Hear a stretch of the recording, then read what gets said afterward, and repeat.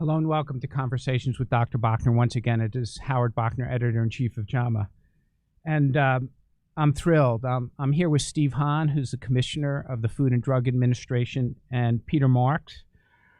Peter's a Director of the Center for Biologic Evaluation and Research, CBER, who's been much in the news because his center is responsible for assuring the safety and effectiveness of biological products, including vaccines. Steve, what's the last 2 weeks been like for you? So it's been actually a very positive time. We made a promise, Howard. You know, I spoke to you about this several months ago. We made a promise to American people, to American doctors, that we would follow a process led by the science and the data, that we would do a thorough review, and we would uphold the gold standard that FDA is with respect to safety and effectiveness of vaccines and medical products, including transparency, which I think everyone saw last week with the Vaccine-Related Biologics Advisory Committee. So to me, we kept that promise to the American people. Dr. Marks' team did an amazing job, heroic job, reviewing a complex set of data and really getting it out there and having a very robust discussion, and then moving quickly to issue the emergency use authorization. So there's been pressure, no question about it, pressure of the moment, the fact that we have 3,000 plus people dying every day, it's a tragedy. But our teams responded, Peter responded, and we stood by the American people, and we followed the data and the science, and I'm incredibly proud of the agency for that. Steve, I want to personally congratulate you. I know you made that pledge on this conversation almost 2 months ago, and you honored it, and I'm sure it was not easy, and I just want to thank you. Personally, I want to thank you, and on behalf of the scientific community, I want to thank you. So, Peter, how big was the application, and how many people worked on looking at the data? Yeah, so, you know, I'm going to say, because these are electronic applications, the technical information that came in was several hundred pages of written text, and then I can't tell you how many reams of paper the tables, figures, and listings would actually have fit on. So there was a lot that was looked over here. We had about a total of 150 people working on various pieces of the application. Some of them almost really nonstop work through the holiday period of Thanksgiving to make sure that we could get this done as quickly as possible. Steve, when the UK announced that they had approved the Pfizer vaccine so quickly, did you feel like you were going to have to call up the FDA advisory board and say, we're going to move up the meeting from that, I think it was last Thursday, to Monday because we have to approve it right away? Did you feel like you wanted to change the process when the UK announced approval? Howard, absolutely not. I can unequivocally tell you that was not something we were going to do.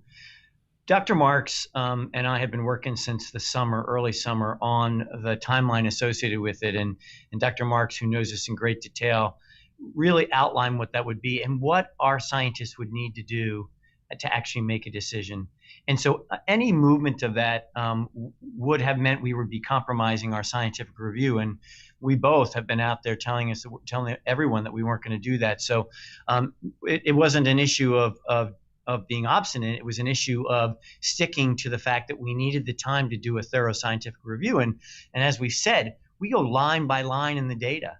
I mean, we just don't look at a scientific publication. We certainly just don't look at a scientific press release from a company. Our scientists look at the data and do the sort of analyses that you saw at last week's meeting.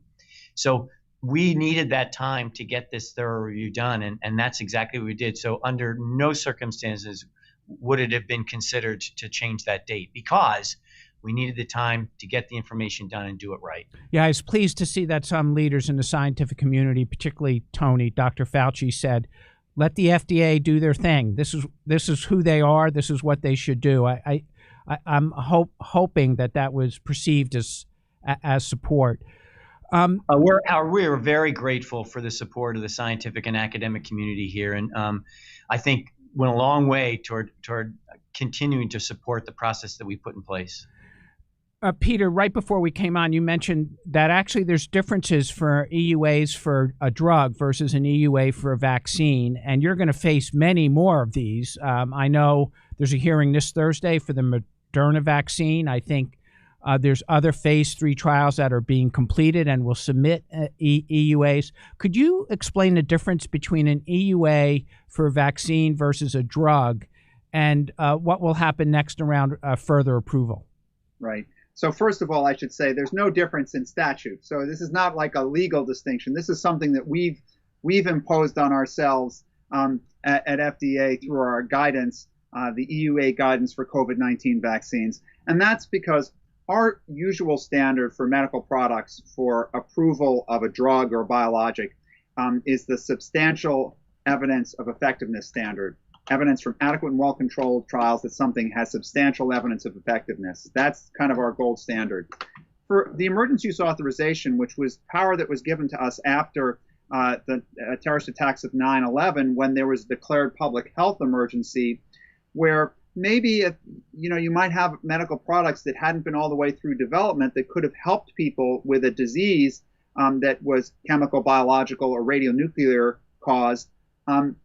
The bar was set at the product may be effective and its known and potential benefits had to outweigh its known and potential risks. Now, for a preventative vaccine, that is probably a little bit lower than we would like to see, because we want to have people have confidence that when they get vaccinated, they are going to know that vaccine has a good chance of protecting them against the disease they're getting vaccinated against, and that it's a very safe product.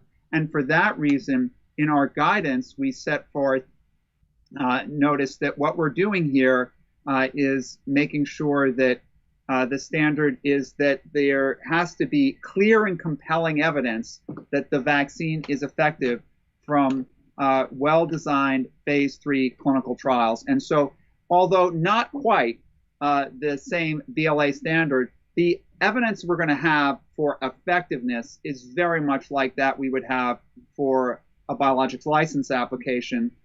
But the one place that it's a little shorter for us, or a little less close, is to the duration of safety follow-up that we'd have, which would normally be 6 months or a year. But we're making up for that with a pharmacovigilance plan that's very robust. Yeah, we'll return to the post-licensure safety issues that have come up with a number of drugs over the last couple of years, and to ensure that there's follow-up from the companies. Steve, so you produced this document, you widely distribute it. I got it. I've read through it a few times. What surprised you about the data?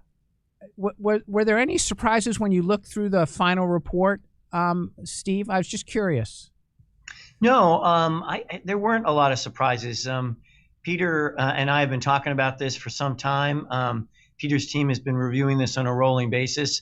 Not surprised, but so impressed by the detail and the thoroughness that Peter's team put into this. And it's not just me blowing smoke, Howard. Just when you read it, when you understand, when you saw the presentations last week, it really gave clarity to what our career scientists do and what goes into our incredibly thorough review. I was particularly interested in some of the analyses that were done to look almost, if you will, a fishing expedition for side effects, and how thorough that was, and how that gave me great confidence in the decision making that had taken place. So I don't think for me personally that there were any big surprises. Now, Peter, you have like 100 people talking to you all day long, either by email or by phone, or you're doing conferences. Did anyone say, hey, did you look at page 492 and see this line? Wow, that's a surprise. Were there surprises for you and the group of reviewers, Peter? People actually, we looked at various pieces, and people did actually call out specific pieces of the file to have a look at. I think, actually, let me just back up to, if there was anything that I could consider one of the most pleasant surprises I have had in a long time.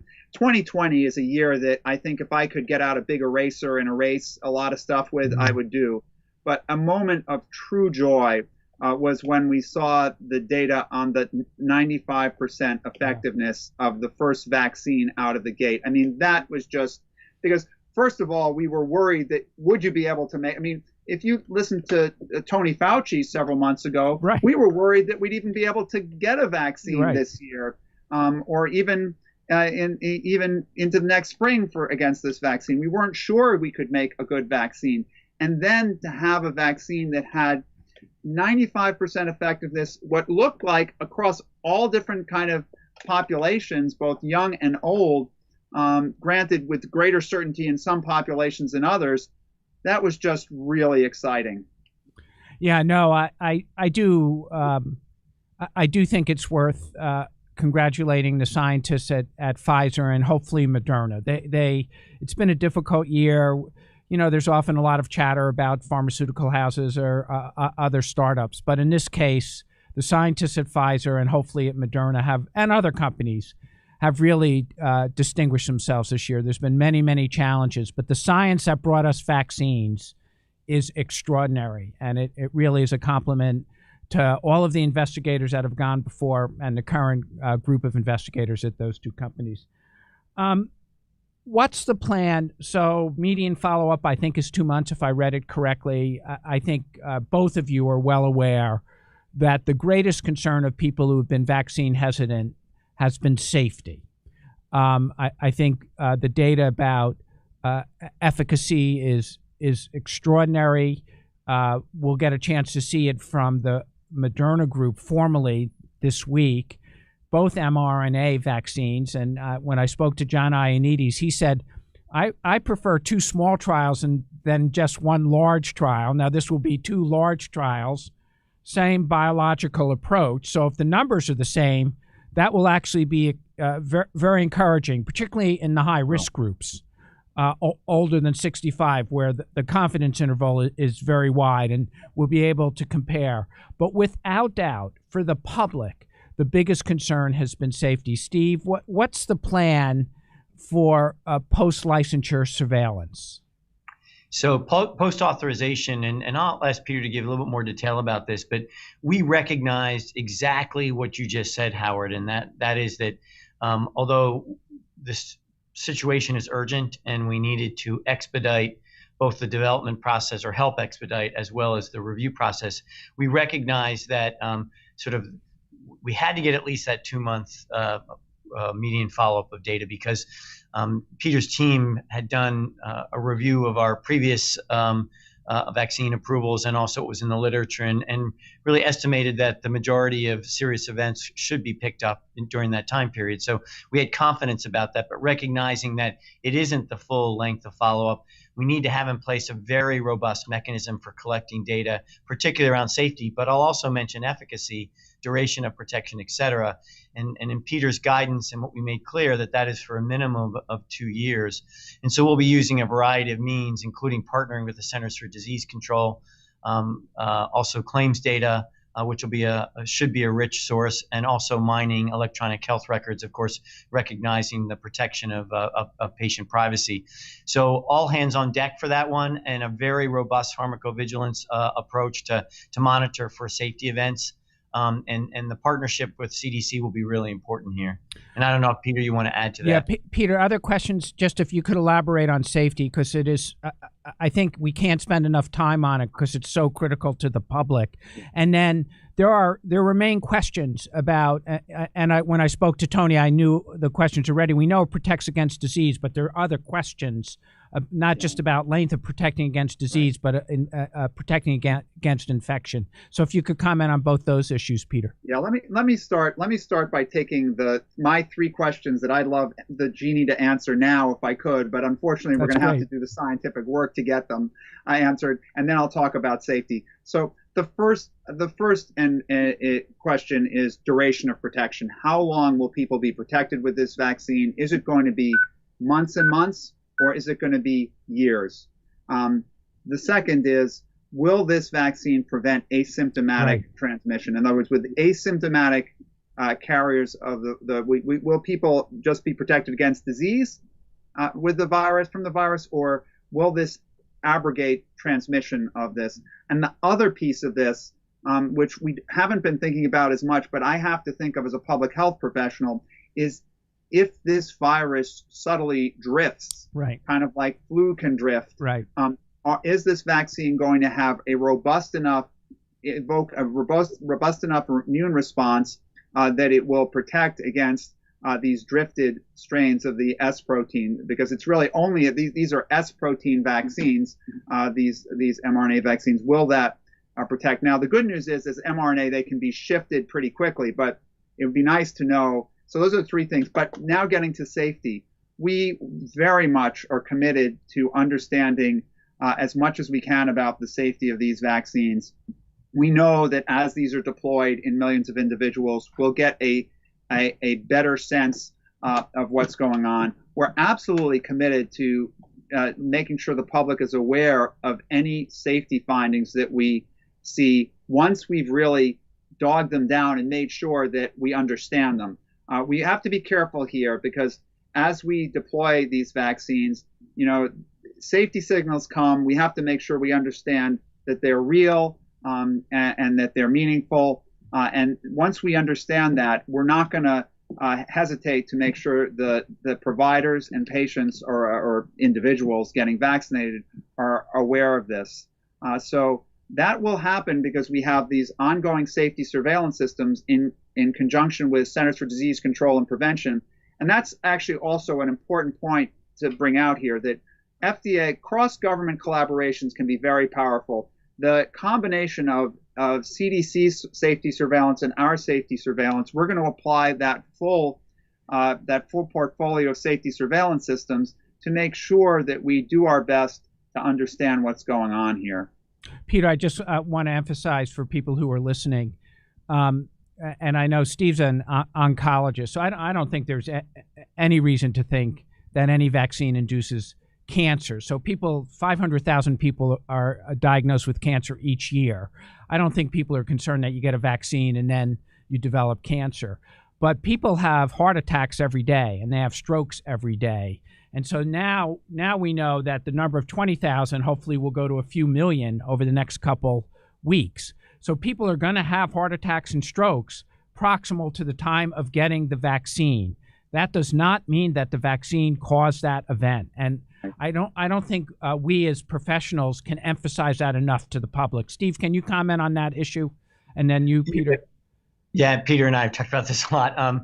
It's one of the reasons that we need to collect as much evidence and data as possible, because we need to understand what the background is of these very common events, and then reassure the public and be transparent about it. For example, if we aren't seeing anything, that it's at the background and base level. And Howard, you're right. I mean, Peter and I and you, we've all taken care of patients. People will get this if we explain it to them, and we're transparent about it. And so I think having this conversation about those background events, I mean, vaccines are going to be given to people who are in long-term care facilities, right. And we know things happen, medical events happen to those individuals as well. So having some tracking of those data and being able to communicate about this is just so important. Peter? Yeah, 2 points I'd like to make is that this is what Commissioner Hahn just said is really important, and what you just said is really important, because we have such a microscope focused on collecting these adverse events. We don't want to get into a panic like those may remember a few months ago, South Korea had a panic around influenza vaccine. That influenza vaccine was leading to excess deaths in the elderly population, 70 and 80-year-olds. Well, it just so happened that they were doing such good safety surveillance that they were picking up the natural death rate in that population. And when they went back and looked, it was just they had a very good influenza campaign, and it was just the natural rate that they would expect. So we have to be careful. Now that doesn't mean, and that I want to make sure that people understand, that doesn't mean we're going to pass by. It's our duty to look very closely at this, and we take that very seriously. So that should really be known. Another thing that vaccination, though, is it's important to understand here in terms of the totality of benefit here.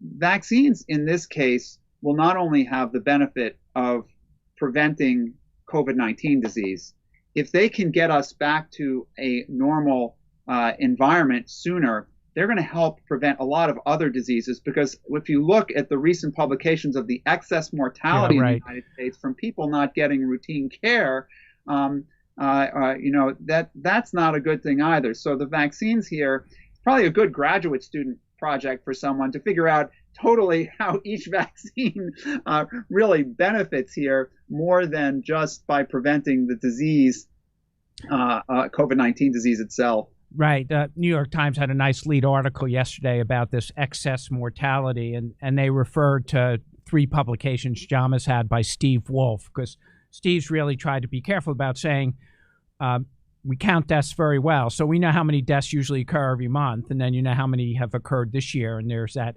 excess number. A couple questions have come in, and I'd like to just ask the 2 of you about them. Can the guests address patients with allergy? Now, this has emerged because of some of the early reports from the UK that has made, I think, will make people in the US anxious. Less so for the first group that will get it, because they'll get it within hospitals. But comments about people with a history of allergy and whether they should get the vaccine when it ultimately becomes available. Yeah, Peter, why don't you take that? You wrote the very, very happy to take that one. I think we have looked at this very closely, and what we would say is that unless you've had an allergy that was a severe allergic reaction to a vaccine or a known vaccine component, probably the most common things that are components of this vaccine that someone might have had an allergic reaction to might be polysorbate or polyethylene glycol. But unless you've had an allergic reaction to a vaccine, we're not concerned with people going to get vaccinated. As a precaution, for the time being, whether they're hospitals or whether they're going to be other facilities, we're saying that there should be the ability to treat an anaphylactic reaction. But we say that with other vaccines as well. That's not just special for that. That's just something for newly deployed vaccines that we would say, and we're comfortable with that. We've looked at the database that was put together, and that's why it's helpful to have a database of 22,000 people. And there were not an excess of allergic reactions that was significant. So we're pretty comfortable with this. Obviously, we're going to monitor this very closely, and we'll give physicians additional advice, providers additional advice if we see anything new turn up. Bell's palsy, 4 cases, not uncommon. Post-immunization, it always becomes a struggle to know if it's just background noise or if it's related to the vaccine. But it comes up with almost every vaccine. I'm a pediatrician, so those data I'm familiar with. Comment about Bell's palsy. So I'll take that one because we've added that to the list. So we have this list of 20 things that we're going to query the large databases for. That's an easy one to use claims-based databases and the electronic health record. We'll get data on that pretty quickly and see if it is indeed our hypothesis. Our working hypothesis is this just was an imbalance in background rates like we've seen in other trials, but we'll make sure that we're going to actually query for that just to bring that question to close. Steve, this week a few million doses are going to be shipped. It's complicated. I'm actually confident that we can manage a few million. Now, when we get to tens of millions, I am more anxious about the infrastructure. What role does the FDA play now in the manufacturing and shipping? Do you monitor up to the time that it's in the box and getting ready to be shipped? I don't know what the FDA role becomes after approval. Well, Peter is commonly says, and it's true, our work is not done after issuing an EUA. First of all, I think having conversations like this, being clear about the issues around allergies, Bell's palsy, our follow-up system for surveillance, those are really critical issues. Peter and I had a call with groups from the OBGYN community talking about the risks associated with pregnancy, risk-benefit ratio. All of these things are part of our job. Now, also, Peter's group has done a terrific job of helping to provide support to all developers of vaccines around raw materials and the supply chain associated with vaccines. So that's another one of our core responsibilities, as well as ensuring, number one, that the manufacturing of every vaccine that comes off the line meets our high standards and that GMP is being used to manufacture this. But number two, that the storage conditions are appropriate for the vaccines. And so we do actually get involved in ensuring that we're comfortable that those conditions are being followed. And our teams are working on that. And as you can imagine, with the first two vaccines, that's part of the issues. Peter, cold chain. Peter, you said if you were a genie, you'd like 3 more questions to be answered. Protecting against infection, how long it would last, and I think there was a third. Could you be that genie for a few minutes? What are your instincts tell you about length of protection and protecting against asymptomatic disease or spreading of infection? What does the genie in your bottle say? Yeah, so the genie in my bottle says that we can extrapolate a little from those who were immunized earliest on the current trials, because we at least know that there's probably a duration of protection of several months. It's probably not just 2 months. Okay, it's probably on the order of 4 to 6 months. The question is, will it reach out to a year? Hopefully, yes, but I think we'll have those data in the not too distant future, and we'll have real data because of the people who are being followed on the trial. Asymptomatic transmission will be harder to know for sure. I'm going to tell you my hope is that since in animal studies it does look like these vaccines led to cessation of asymptomatic shedding, that will hopefully be the case, but we don't know for sure. I believe that NIH is contemplating a study in this regard, because at this point in time where we have so much COVID-19 around, it's not that hard to do a study in which you do nasal swabs routinely on a relatively healthy population, college-age population perhaps, to see how many the vaccine might prevent shedding in versus a placebo group. So this could be something that would get to that, and I know that that's being discussed right now. So that will hopefully again get data here. Otherwise, one's going to have to use observational data, which one can do, but it's not going to be quite as clean. And then obviously for strain drift, that we have lots of different public health agencies across the globe collecting the different strains that are there, and we'll be keeping a close monitor on that. To make sure that we don't see changes in the S protein that would make us worry that our current vaccine might lose its effectiveness.